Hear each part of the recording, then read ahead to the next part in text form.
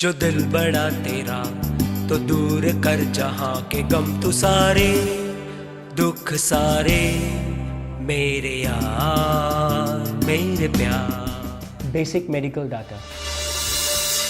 हम लोगों का जो शरीर है, उस शरीर को जानने के लिए जो बेसिक चीज़ है वो है बेसिक मेडिकल डाटा।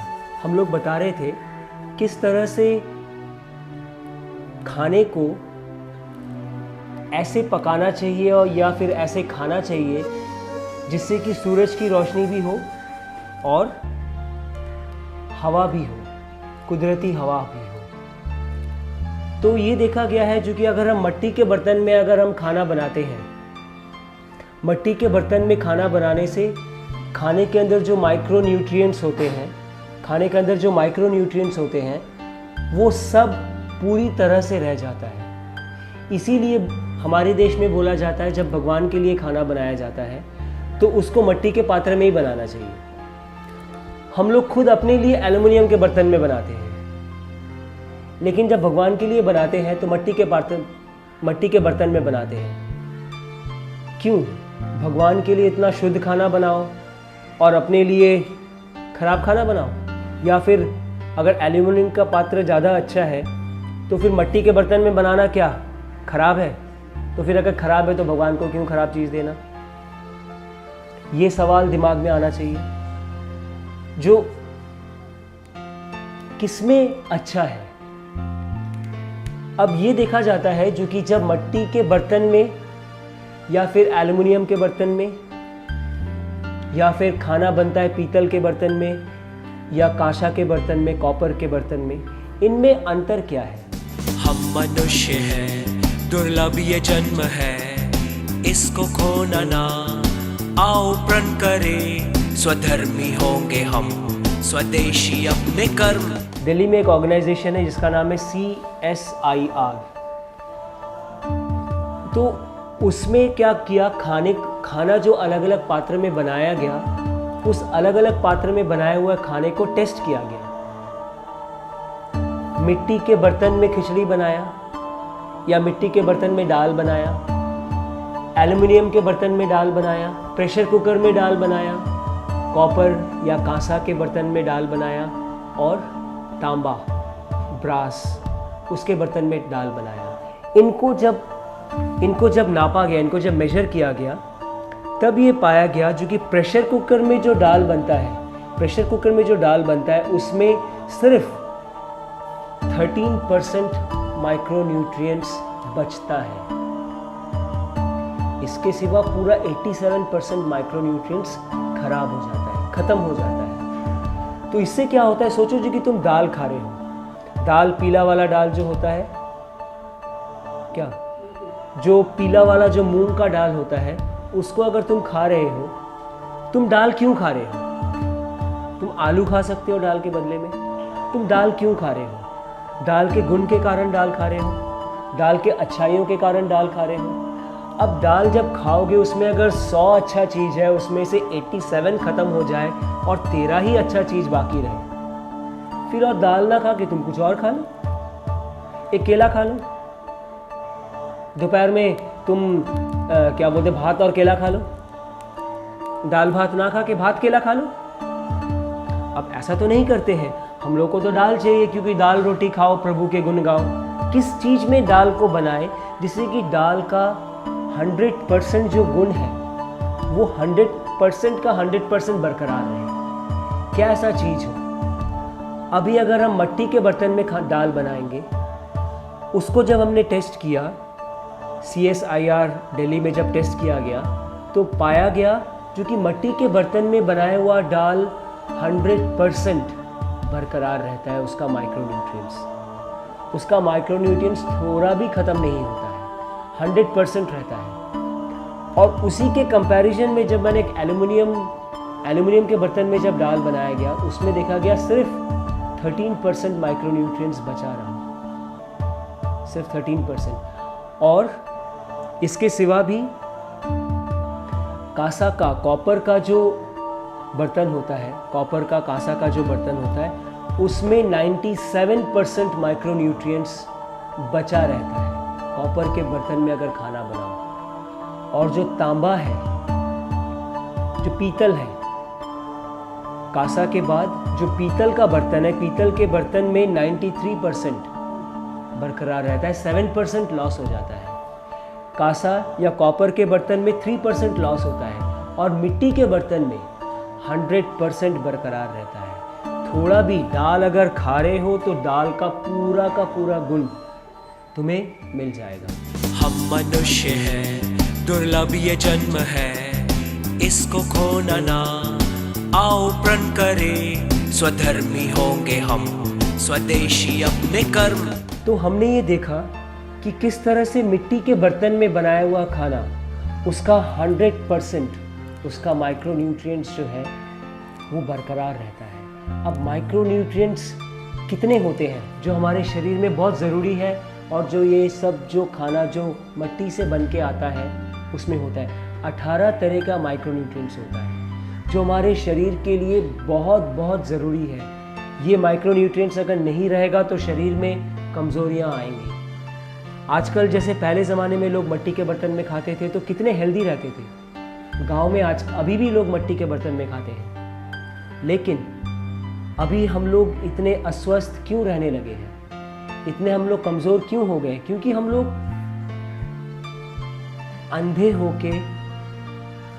अंधे अंग्रेज़ों के पीछे भागते हैं। वो प्रेशर कुकर लगाता है तो हम भी लगाते हैं, वो फ्रिज में खाना रखता है तो हम भी रखते हैं, वो अगर माइक्रोवेव ओवन में खाना बनाता है तो हम भी बनाते हैं, बिना जाने।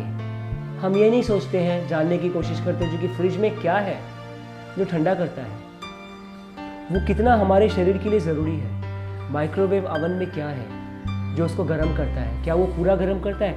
तो इसमें क्या पता लगता है जो लोग जितने पढ़े लिखे हो जाते हैं, पढ़े लिखे माने जो अंग्रेजी तरह का पढ़ाई लिखाई, वो उतने ही बड़े मूर्ख हो जाते हैं। क्योंकि जो लोग गांव में रहते हैं या फिर जो लोग बहुत ही गरीब के हिसाब से या नॉर्मल रहते हैं, उन लोग पुरानी चीज़ को मानते हुए जाते हैं। उनके अंदर अपने बाप दादा या फिर अपने माँ दीदी माँ इन लोगों का बताए हुए चीज़ को मानने का उनके अंदर तरीका होता है। हम मनुष्य हैं, दुर्लभ ये जन्म है, इसको खोना ना, आओ प्रण करें, स्वधर्मी होंगे हम, स्वदेशी अपने कर्म। अभी हम लोग देखेंगे जो हम लोग का सबसे प्रिय चीज़ है, रेफ्रिजरेटर, फ्रिज। अब रेफ्रिजरेटर जब हम लोग देखते हैं, रेफ्रिजरेटर में एक आम आदमी भी क्या देख सकता है? बाहर कितना भी गर्मी हो, रेफ्रिजरेटर खोलो, ठंडा हवा निकल रहा है। बाहर कोई एक चीज़ रखो, वो सिकुड़ जाता है गर्मी से, लेकिन रेफ्रिजरेटर में रखो, ठंडा रहता है। अब ऐसा क्या होता है रेफ्रिजरेटर में जो ये चीज़ कर सकता है, या फिर ऐसा क्या चीज़ है जिसके ज़रिए ये चीज़ किया जाता है? ठीक है, ठंडा तो किया, वो ठंडा चीज़ इन्होंने किससे किया और वो जो जिससे किया वो हमारे शरीर के लिए कितना लाभदायक है। अभी हम लोग पता करते हैं जो कि रेफ्रिजरेटर में क्या ऐसा चीज़ है जो ठंडा करता है। रेफ्रिजरेटर में जब तुम खोलोगे तो गैस निकलता है, दिखता भी है और होता भी है। वो होता है CFC gas, chlorofluorocarbons, CFC gas. Refrigerator में 12 तरह का गैस होता है, 12 तरह का गैस मिला हुआ होता है, जिसमें जो मेजर गैस होते हैं वो होता है क्लोरीन, फ्लोरीन और कार्बन डाइऑक्साइड। अब मैं उल्टा चलता हूँ, कार्बन डाइऑक्साइड क्या होता है? हम लोग सोचो जी कि चारों तरफ अच्छा हवा है, शुद्ध हवा है, ऑक्सीजन है, हम लोग ऑक्सीजन लेते हैं, हमारे शरीर में जाता है, गंदगी को इकट्ठा करता है और इकट्ठा करके नाक से निकल जाता है। वो जो हवा निकलता है वो होता है कार्बन डाइऑक्साइड। इंसान को या किसी जानवर को एक ऐसे डब्बे में रख दो जिसमें हवा नहीं घुस सकता है, उस डब्बे में उस जानवर को रख दो, जब तक ऑक्सीजन वो ले सकेगा तब तक वो जिंदा रहेगा। जब ऑक्सीजन खत्म हो जाएगा तो कार्बन डाइऑक्साइड भर जाएगा, वो मर जाएगा। तो कार्बन डाइऑक्साइड क्या है? जहर। अभी देखते हैं क्लोरीन। क्लोरीन है। क्लोरीन एक गैस है। अब तुम डिक्शनरी खोलो और क्लोरीन का मतलब देखो। क्लोरीन के आगे लिखा हुआ है पॉइजन। पॉइजन, जहर। गैस लीक जब होता है, बहुत जगह ऐसे होता है, कुछ एटॉमिक प्लांट्स होते हैं, वहाँ से गैस लीक होता है, तो क्लोरीन, इन लोगों का क्लोरीन भी निकलता है उसमें से। तो क्लोरीन जो गैस है वो है पॉइजन, जहर। अभी क्लोरीन हो गया, कार्बन डाइऑक्साइड हो गया, अभी क्या बचा? फ्लोरीन। फ्लोरीन के बारे में खोलो, उसमें लिखा हुआ है very poisonous, very poisonous. Fluorine, poison, very poisonous, poisonous, ये तीनों चीज, उसका जो कंप्रेसर है या फिर उसका जो सिस्टम है फ्रिज का, उसमें ये तीनों चीज बन रहा है। ये CFC बन रहा है। अब ये बन के क्या कर रहा है? जो तुमने खाना रखा है, सब्जी रखा है, दाल रखा है, अंडा रखा है, आइसक्रीम रखा है, जो भी तुमने रखा है, खुला अगर रखा है तो डायरेक्टली घुस रहा है, घुस के क्या कर रहा है? उसको ताज़ा रख रहा है। जैसे बर्फ़ में रखते हैं ना, बर्फ़ में जैसे ताज़ा रखता है, वैसे ये बर्फ़ में तो नहीं रह रहा है। तुम तो बर्फ़ में नहीं रख रहे हो, तुम उसको CFC गैस के अंदर रख रहे हो। तो ये क्या कर रहा है? उसको उसके अंदर घुस जा रहा है, घुस के उसको ताज़ा रख रहा है। एक तरह से दिखने में ताज़ा, बोलते हैं ना, जो कि आंखों से जो दिखता है वो सच नहीं होता है हर समय। वो दिखने में ताज़ा है, ठीक है, वो दिखने में ताज़ा है, लेकिन उसके अंदर जहर भर गया है। अभी तुम सोचोगे इसको प्लास्टिक में बंद करके रखा हुआ है। एक पॉइजनस गैस, इतना पॉइजनस, वो प्लास्टिक को क्या, किसी भी मेटल को भेद करके घुस सकता है। तो तुम जिस चीज़ में भी रखो, वो उस चीज़ में घुसेगा और उसको पॉइजन बनाएगा। जितना भी कर लो, उसको पॉइजन बनाएगा ही। अब तुम इस पॉइजन को खा रहे हो, खाए जाओ, मजा करो, है ना। अब तुम ये जानो जी कि ये रेफ्रिजरेटर कहाँ बना था, किस लिए बना था। रेफ्रिजरेटर बना था यूरोप में। यूरोप में क्या होता है, टेम्परेचर कहीं बहुत ज़्यादा, कभी बहुत कम, कभी इस तरह का टेम्परेचर रहता है। और दूसरा चीज़ क्या होता है, सोचो जी कि एलोपैथिक का दवाई, एलोपैथी जब से आया, एलोपैथी का दवाई को एक टेम्परेचर में मेंटेन करना पड़ता है, नहीं तो वो दवाई ख़राब हो जाता है। तो इसलिए हम लोग क्या करते हैं, उसको रेफ्रिजरेटर में मेंटेन करने के लिए रखते हैं, जैसे कि टेम्परेचर आगे पीछे। हमारे देश में ऐसा नहीं है, हमारे देश में ऐसा टेम्परेचर है, इसको दवाई को रखने की ज़रूरत नहीं पड़ती है। और हमारे देश में ऐसा नहीं है, हमारे देश में तो क्या है, सब हम लोग क्या करते हैं, क्योंकि रेफ्रिजरेटर है, हम लोग इतना सारा मछली, मेरी मम्मी को भी मैंने देखा, इतना इतना मछली खरीद के या मांसो खरीद के या सब्जी खरीद के रख देती है, फ्रिज में भर के रखती है। अरे हमारा देश तो ऐसा है जहाँ पे सुबह भी सब्ज़ी वाला आता है, शाम को भी सब्ज़ी वाला आता है। यहाँ पे सब्ज़ी खरीदने का एक फैशन है, लोग सब्ज़ी खरीदते हैं। ताज़ा सब्ज़ी खरीदो, ताज़ा सब्ज़ी बनाओ। लेकिन यही है जो कि हम लोग जो हो गए हैं, जो मूर्ख हो गए हैं, हम लोग अपनी मूर्खता में ये भूल जाते हैं जो कि हम लोग अपने बच्चों का गला दबा रहे हैं। लेकिन ये होता है जो कि, क्योंकि मैं ये समझता हूँ जो कि मैं भी ऐसा आदमी हूँ जिसने बचपन से ही ये सब चीज़ इस्तेमाल किया है। ये सब चीज़ों को अचानक छोड़ देना अच्छा नहीं होता है, क्योंकि फिर आएगा वो। तो इसको धीरे धीरे समझ के, धीरे धीरे स्टेप बाय स्टेप इसको छोड़ना बहुत ज़रूरी होता है। पहले उसके बिना चलता ही नहीं, लेकिन फिर धीरे धीरे उसको खाली छोटे छोटे काम के लिए रखा, फिर धीरे धीरे उसको बेकार डब्बा ही बना के रख दिया। क्योंकि अगर तुम कोई चीज़ अच्छा किसी को दे रहे हो, मेहमान को दे रहे हो या अपने बच्चों को दे रहे हो या अपने आप को दे रहे हो, तुम तो अच्छा चीज़ दोगे ना। अब जान के तो तुम अनजान नहीं बन सकते। जान के जो अनजान बनता है उस पाप का कोई प्रायश्चित नहीं है। अगर तुम जानते हो जो कि ये चीज़ खराब है, फिर भी तुम कर रहे हो, तो ये एक ऐसा पाप है जिसका प्रायश्चित संभव नहीं है। तुम्हें इसका भरपाई करना ही पड़ेगा। तो इसीलिए आजकल हम लोग ज़्यादा गुनहगार हो जाते हैं, हम लोग ज़्यादा बीमार पड़ते हैं, ज़्यादा गुनहगार होते हैं, ज़्यादा ही हम लोग केयर नहीं करते किसी चीज़ को। हम मनुष्य हैं, दुर्लभ ये जन्म है, इसको खोना ना। आओ प्रण करें, स्वधर्मी होंगे हम, स्वदेशी अपने कर्म। अब हम लोग अगले सूत्र की तरफ जाते हैं। अगले सूत्र के हिसाब से बागभट्ट ने ये कहा है, अपने एक्सपेरिमेंट्स और पुराने ज़माने के ये सब मेडिकल ट्रेडिशंस को फॉलो करके बागभट्ट ने ये कहा है, जो कि खाना बनाने के 50 पल के अंदर खाना को खा लेना चाहिए। पहले हम लोग पल, क्षण इस तरह से हम लोग गिनते थे।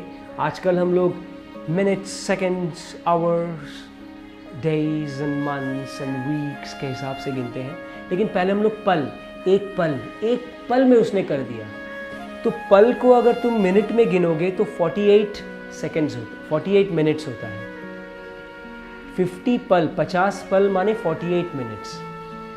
अब ये है जो कि 48 मिनट्स के अंदर अगर तुमने खाने को पकाया हुआ खाना अगर खा लिया तो ठीक है, उसका सब चीज़ मेंटेन रहेगा। 48 मिनट के बाद से वो बासी हो जाता है। जैन लोग जो है ना, हमारे देश के जैन लोग बहुत साइंटिफिक हैं, बहुत ज़्यादा साइंटिफिक है। उन लोग क्या बोलते हैं, 50 पल के बाद का खाना अहिंसा करने के बराबर है, क्योंकि उन लोग तो बहुत ही अहिंसक लोग होते हैं ना। 50 पल के बाद का खाना अहिंसा करने के बराबर होता है। अगर तुम 50 पल के बाद खाओगे तो तुम अहिंसक हो जाओगे। माने क्यों? क्योंकि 50 पल के बाद से 48 मिनट्स के बाद से खाने के अंदर जीवाणु कीटाणु जन्म लेना शुरू कर देते हैं। अब जीवाणु कीटाणु जन्म लेगा तो फिर क्या होगा? जीवाणु कीटाणु जन्म लेने से वो हम लोग खाएंगे, और हम लोग अगर खाएंगे तो फिर हम लोगों का तबीयत खराब हो जाएगा, पहला चीज़। और इसीलिए जैन लोगों ने कहा है जो कि ये हिंसा के बराबर है। 48 मिनट्स के बाद खाना हिंसा के बराबर है, क्योंकि जीवाणु कीटाणु जन्म लेने लगते हैं। ऐसा भी बोला जाता है हमारे देश में पूरे साल में एक दिन ऐसा होता है जिस दिन बसेड़ा खाते हैं, बासी खाना खाते हैं। वो एक पर्व होता है जिसमें बासी खाना ही खाया जाता है। क्यों? क्योंकि उस दिन वात, पित्त, कफ तीनों का ही लेवल जो होता है ना, उसका मतलब वात, पित्त, कफ का लेवल बहुत खराब होता है। तो उस दिन हमको ऐसा खाना खाना चाहिए जिससे कि उसको कंट्रोल में आ सके वो।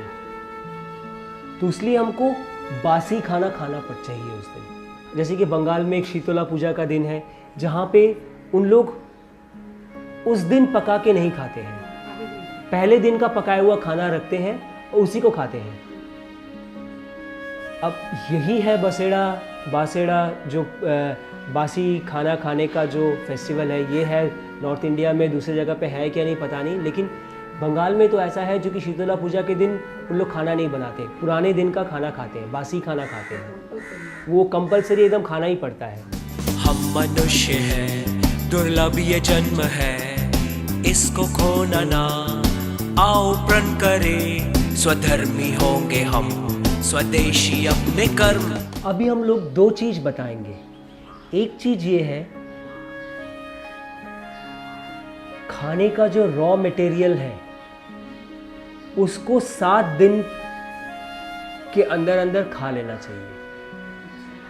खाने का कोई भी रॉ मटेरियल है उसको 7 दिन के अंदर अंदर खा लेना चाहिए, 7 दिन के अंदर नहीं खाना चाहिए, पहला चीज़।